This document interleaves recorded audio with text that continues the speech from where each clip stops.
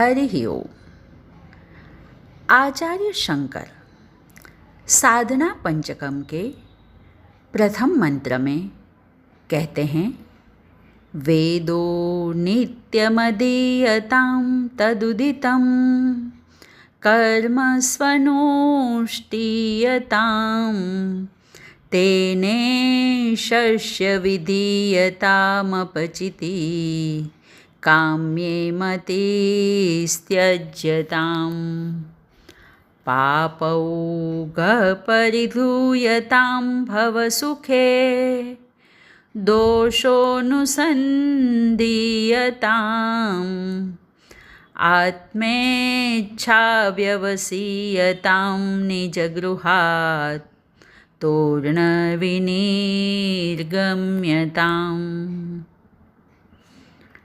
इस प्रथम श्लोक में शंकराचार्य जी महाराज वेदांत के साधकों के लिए अध्यात्म पथ के 8 साधन बताते हैं, जिसमें पहला साधन है वेदो नित्य अधीयताम, वेदों का नित्य अध्ययन।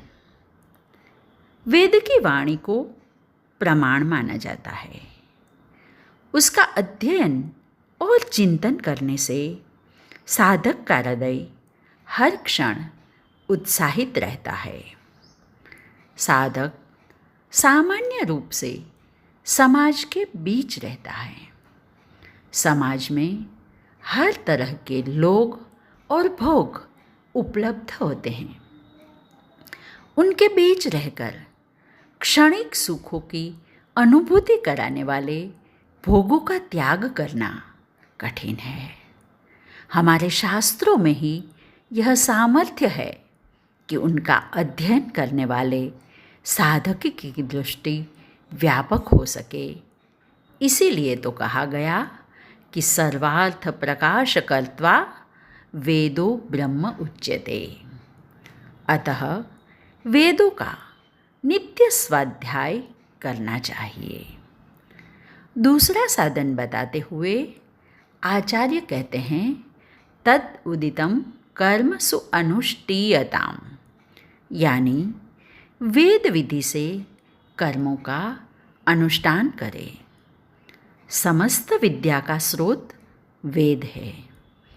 उसका तटस्थ भाव से अध्ययन या चिंतन पर्याप्त नहीं है। उनका अध्ययन करने के साथ अपना जीवन उन्हीं सिद्धांतों के अनुसार व्यतीत करना है। जीवन के सभी क्षेत्रों में सावधानीपूर्वक संयम करते हुए मन बुद्धि के विक्षेपों से बचते हुए अपनी शक्तियों को संचित रखना है। अब तीसरा साधन बताते हुए आचार्य शंकर कहते हैं, तेन ईशस्य अपिचिति विधीयताम, यानी उन कार्यों को ईश्वर की अर्चना में अर्पित करें। इसका तात्पर्य यह है कि हम अहंकार और अहंकारजन्य कामनाओं का त्याग करें। हमारी भावना यही होनी चाहिए कि तेरा तुझको अर्पण। ये सब कुछ तेरा दिया हुआ है, वही तुझे अर्पण किया जाता है। यदि मैं और मेरा बचेगा ही नहीं तो अपने आप हमारी वासनाओं का क्षय हो जाएगा और हमारे भीतर रही आसक्तियों से मुक्त हो सकेंगे। यानी कर्म ही पूजा है कि बजाय हमारे हर कर्म को पूजा बनाया जाए।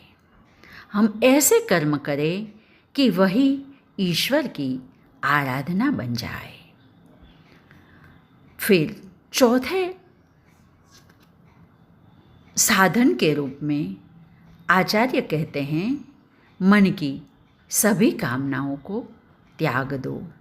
काम्ये मति त्यज्यताम कहते हुए आचार्य जी कहते हैं कि जब तक मन आक्रांत रहता है, उसमें विचारों का तूफान रहता है और हम इंद्रिय और भोगों की ओर दौड़ते रहते हैं। हमारे जीवन में व्यक्तिगत कामनाओं के लिए जगह नहीं होनी चाहिए। जो हमारी स्वार्थपूरी कामनाओं वाली मति है उसको त्याग देना चाहिए। हमारे मन को अंतर्मुखी बनाकर गहन अध्ययन चिंतन में लगाना चाहिए।